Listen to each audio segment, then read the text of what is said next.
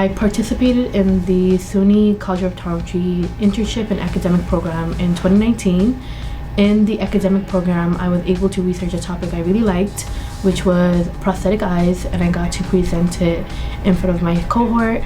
And for the academic program, I got to take multiple classes with professors that I currently work with in clinic and in class as well. And I learned different topics in optometry that related to eye and clinic.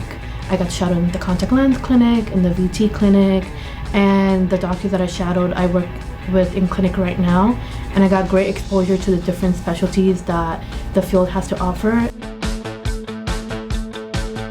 Irises program is essentially when students graduate from the CSTEP program and then become optometry students. They get a network of Irises who become their mentors, who become their peers, and become their future colleagues. As an Iris, I get access to a lot of great opportunities and a great network of individuals who relate to my values and who understand the hurdles I may face as a aspiring optometrist. As an Iris, I got access to conferences that the program offers stipends for. I also get a lot of access to clinic support, and now moving forward as a third year, I will be getting board support.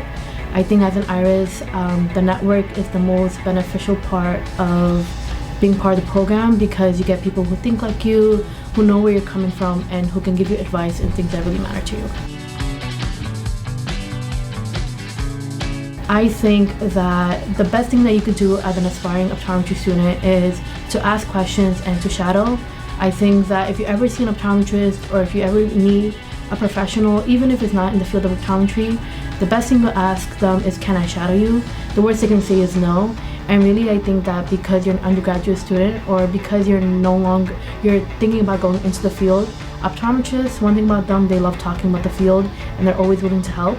I think the best thing you can do is to just ask and get to know people, network. Probably have heard that networking is very crucial in this field, just because the more you get to know your support system, the better they can support you.